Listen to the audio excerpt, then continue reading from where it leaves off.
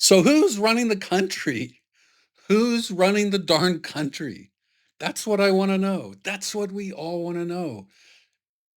Trump, the president, is issuing orders that his administration is defying. They are disobeying his orders in his face, blatantly. They're doing so. So, are they going to pass the loyalty test next time around? They have the loyalty exams every quarter. And we're coming close to the end of this quarter and the start of a new one. So, are they going to pass the loyalty test? That's my question. Look at this. Last Thursday, Trump came out and actually said something sensible. It made sense. He said, hey, we got to stop deporting people that the country relies on, the agriculture workers who pick our crops and provide us food, the hotel workers, the hotels won't have any workers and all that, hospitality. So he said we were going to stop deporting those people. And then guess what happened? It didn't happen. They're going against his orders. Check this out. President Donald Trump's border czar, Tom Homan, seemingly failed to get the memo on the president's plan to ease immigration enforcement for farm workers and hotel staff. Trump vowed on last Thursday, to ease deportation efforts to avoid targeting workers in agriculture and the leisure industry, sectors that heavily rely on migrant labor. But in an interview with the Washington Post, Tom Homan said, no such plans exist. I've not seen any instruction of anything that changes that in the near future, Homan said. So there's Trump looking a little surprised at this loyalty rebellion, this little in-house rebellion, it looks like. A White House official, though, speaking anonymously, also told the Washington Post there has been no change in the administration's push to carry out the largest mass deportation of undocumented migrants in United States history. Immigration and Customs Enforcement agents were initially told to avoid targeting farms, but two California farms were raided last week as the administration ramped up its efforts. The White House did not immediately respond to a request for a comment. Of course, they will never respond. Trump's immigration crackdown threatens to hit America's food supply hard. From 2020 to 2022, about 42% of crop farm workers lacked full legal status to work in the U.S. That's according to the Department of Agriculture. In a Thursday Trick social post, Trump acknowledged the impact of his policies, writing that farmers in the hotel industry are losing very good, longtime workers due to his administration's very aggressive policy on immigration. Finally, he talked a little sense for once. That's right. You got to think about that. When you start deporting people, are you deporting people who may have something to do with something seriously important for our nation, like providing us food? Who's going to pick all these crops when all these people are gone? This is not good, Trump added. He said it's not good. We must protect our farmers, but get the criminals out of the USA. Changes are coming. And apparently nothing changed. Speaking later to reporters at the White House, Trump floated a possible policy shift for certain workers. He wrote this. He and this makes so much sense. If his immigration policy were more along these lines, I wouldn't have a problem with it. But look, he said last week, he said they've been there for 20, 25 years and they've worked great and the owner of the farm loves them. And then you're supposed to throw them all out, Trump said. And then he said, and you know what happens? They end up hiring people, the criminals. They have come in, the murderers from prisons and everything else. So we're going to have an order on that pretty soon. So apparently, the Secretary of Agriculture may not have been able to get through on the grounds that if we deport all these people, some of whom who are undocumented, if we deport all of them, we may have a food shortage in this country. Apparently, that wasn't the grounds that got to Trump. Apparently, what got to him was, and I don't know what happened, but this may have happened. It sounds like it's a good possibility. The agriculture secretary may have gone in and said, you know what? If we take all those people off the farms, guess who's going to take their place? The ones who came in who are criminals and murderers. They're going to be working on the farms. That's probably, all I know about Trump after 10 years of him being in politics is if it makes sense, he rejects it. If it doesn't make sense, he embraces it. That's all I know. That's all I can tell you. Anyway, Gavin Newsom said, let's keep up the pressure. Let's do it peacefully. He's saying the pressure campaign from all the protests is working. Now, this is from this week. Stephen Miller and Ice Barbie. Get that a little smaller. In better, bitter West Wing civil war over roundups. The pair weren't, yeah, sorry. The pair weren't best pleased with an intervention from Agriculture Secretary Brooke Rollins regarding immigration raids. Oh, well, sorry about that. See this guy right here? Stephen Miller? I think he's the real president. I really do. Hey, listen, we had, check this out. 2021, March, Tucker Carlson said, Biden isn't in control. Who is? We don't know. No one knows. No one knows. Trump on Fox News in April 2021, he said, it's like this is Obama's third term. That's what a lot of people are saying. Well, a lot of people are now starting to say that maybe it's Stephen Miller who's the president. That's what a lot of people are saying. Apparently, if a lot of people say it, it must be true. Michael Flynn in 2021 said Joe Biden is a placeholder. The deep state is running the show. Hey, I got a placeholder for you. Uh, Donald Trump is a placeholder. The far right is running the show. Oh, or how about this? The Autopen was president. It was President Autopen. Yeah, that's it. Yeah, that's the ticket. Where's that guy? I need to get that guy with hair. Yeah, that's it, ticket. Okay, Trump said at a rally in September 2020 during the 2020 election campaign, he said, Joe Biden is a puppet of the radical left that seeks to destroy the American way of life. Well, I'll tell you what resonates with me. Donald Trump is a puppet of the radical right that seeks to destroy the American way of life. That resonates. I get that. I like that. All right, so look at this. Two of the Trump administration's top figures overseeing Donald Trump's mass deportation plans were furious with the White House official who tried to persuade the president not to target workers in the agriculture and leisure industries.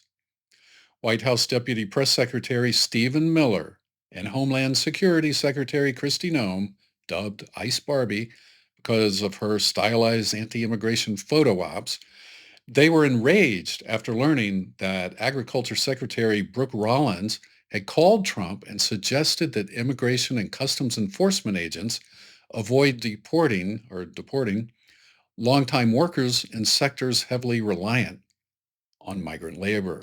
Okay, there we go. So that makes sense, right? Uh, they control our food supply. We don't want to mess with that. I mean, he's trying to tell him, look, you're going to cause trouble down the road that's going to come with a heavy, heavy political price. I mean, when people start seeing food shortages in the stores or skyrocketing prices, that's not going to be good. He's trying to save him. Rollins' intervention, which one insider described as minimal, appeared to sway the president. Last week, Trump floated the idea of carving out exemptions from his mass deportation plans, specifically to avoid targeting non-criminal workers on farms and in hotels. And I would say you could add a lot more to that list to, keep this country from falling through the cracks. Okay, so an official policy shift followed soon afterward. Senior ICE official, to get this, Tatum King informed regional ICE offices Thursday that investigations or operations on agriculture, including agriculture and meatpacking plants, restaurants, and operating hotels, would be paused. Okay, so check that out. They said it would be paused. They would stop raiding these types of places. But Stephen Miller, the architect of many of Trump's hardline immigration policies, had been pushing for ICE to detain at least 3,000 migrants a day. And he was especially opposed to any industry specific exemptions. You know why?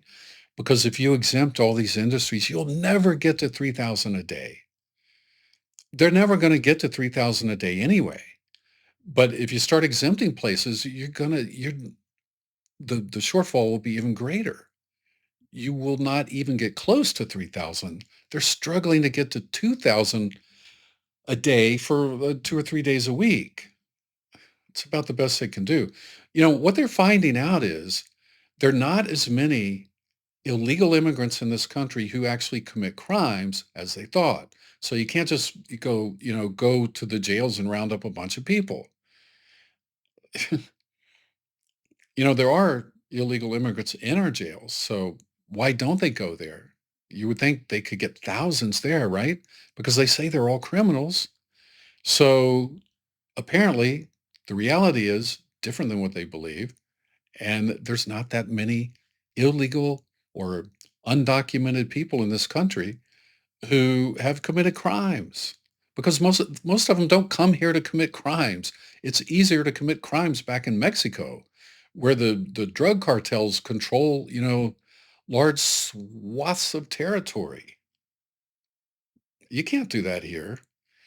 But, down there, you bribe their police and all that and kind of can get away with anything. It's much easier to live a life of crime down there than it is here.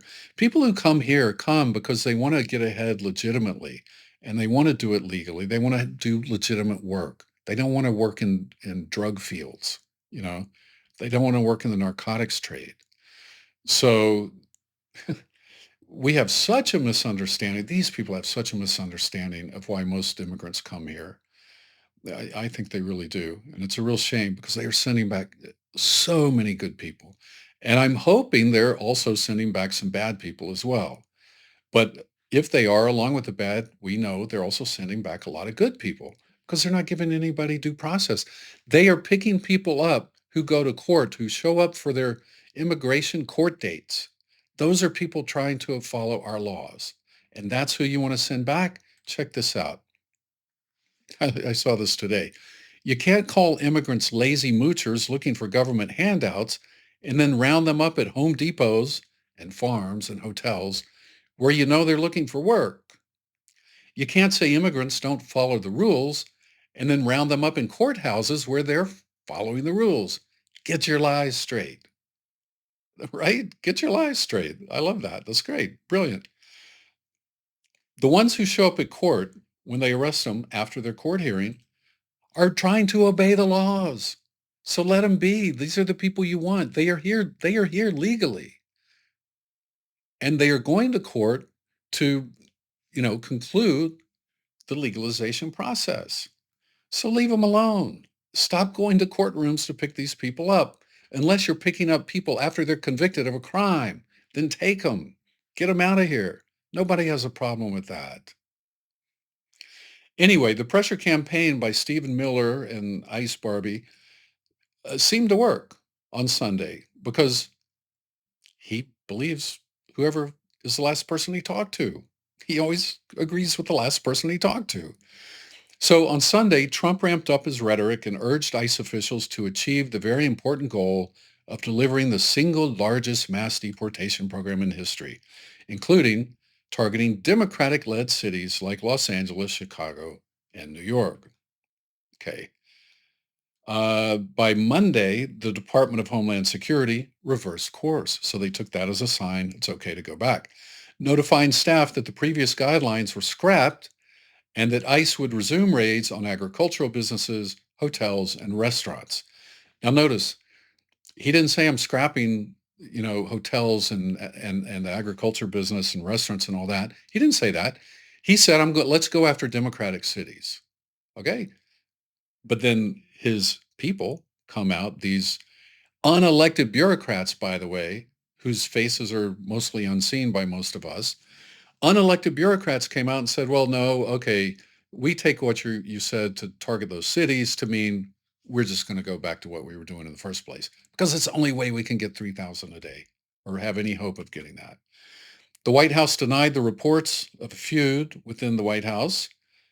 Oh, sorry. The white? I think there's a mistake in that sentence. The white denied. No, okay, it must be White House. The White House denied reports of a feud within the White House over the deportation policies. The entire Trump administration is moving in the same direction to fulfill the president's promises and remove illegal aliens from the United States. Okay? All right. We'll continue to prioritize removing the worst of the worst, especially in dangerous Democratic run sanctuary cities.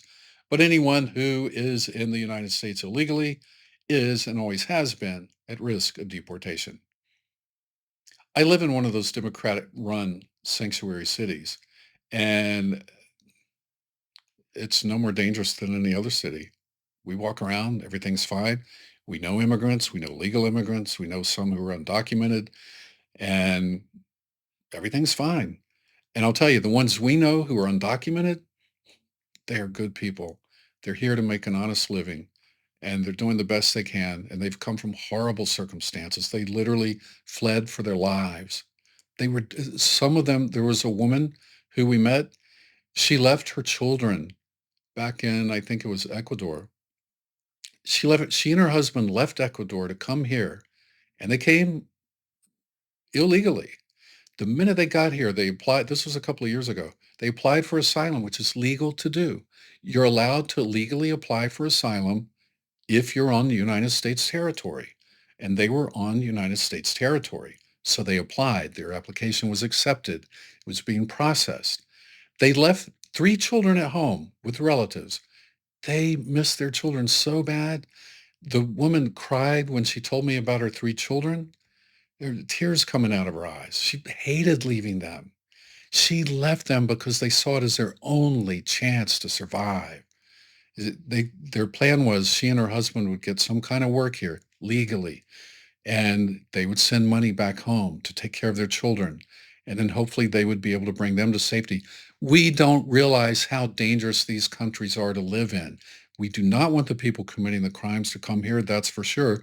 And that's why this whole asylum process and all the immigration processes take so long because immigration, USCIS, they actually do a thorough job checking into every single person who applies.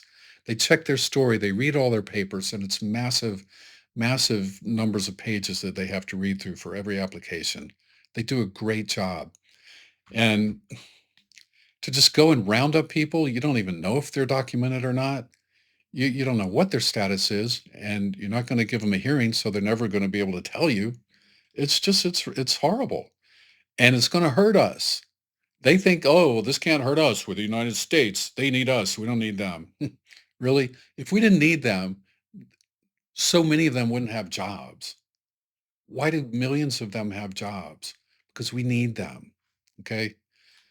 Now, Axios, the origination of this story. Trump gets back behind raids and immigration whiplash. President Trump surprised immigration hardliners last week when his administration announced it would pause some immigration raids that were hurting the agriculture and hospitality industries. He surprised them and he surprised me, but I was happily surprised because what he said made sense. What he's saying now is no longer making sense. Then, just as quickly, the MAGA pendulum swung back. Trump said on Sunday that a new wave of raids would target immigrants in Democratic-run cities, and Monday there were signs that farms, hotels, and restaurants again would be subject to raids. In other words, no change, no change. Because guess who's the president now? Stephen Miller, and perhaps Ice Barbie is vice president. I don't know. Anyway, driving the news, the whiplash in Trump's approach to his mass deportation plans is the latest illustration of how much his whims and who speaks with him last are shaping his decision making, even on a signature policy issue. By Monday, White House insiders were casting the president's latest strategy as a recalibration. Okay, we're going to recalibrate to what it was 3 days ago. Great. Immigration, okay, ICE officials, do they have to write this out every time they write ICE? I mean, everybody writes this first. They put ICE in parentheses, and then from then on, they refer to it as ICE. But come on, we know what it is. Just say ICE. It takes a long time to read that. And every article you read, you got to read it in each one. Come on. Pet peeve.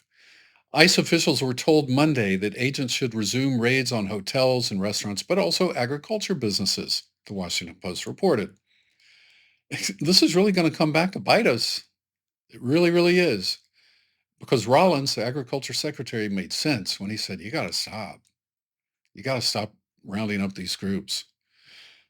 Okay, so that's what's driving the news. Now we zoom out. Immigration rights groups said Monday they were skeptical about Trump's announced pause on in the arrest of immigrant workers in those industries. They said the constant shifts in enforcement announcements, along with continued raids by masked federal agents, often in unmarked vehicles, were fostering confusion along with fear. Of course. And why are they masked? Are they criminals? Why do they have to hide their faces? And unmarked vehicles? That's when you're doing something wrong. You hide your face when you're doing something wrong. And you know what? You hide your face when you know you're doing something wrong. So something's wrong. Something's wrong with that. I don't like it. The United Farm Workers said Saturday that the raids in their workers' communities were continuing despite Trump's announced pause. So again, his administration not listening to him. He tells them to do something, and just you know what? It's like a parent who never makes their children obey. And you tell the child to do something like, "Okay, see you later," and they walk off and they don't do it. That's the kind of administration he's running. I have actually thought that the way he is with the country it's probably the way he is with his family as well and his wives. It's got to be a crazy life, I got to tell you. And then this guy echoes what I'm saying. If President Trump is actually in charge, he needs to prove it. That's right. Stop the sweeps on hardworking Californians. Get serious about building a path forward to citizenship for unauthorized immigrant farm workers, people who are working hard, doing work that we need people to do, and who are not breaking other laws. Okay? They're not criminals. All right? So I agree with that. And let me see if there's anything else worth talking about here. It's kind of just repeating what I've already said. So I guess that's about it. Yeah, it's just a repeat of what I've said already. Anyway, that's it. Thanks for watching and take care. And I'll talk to you soon.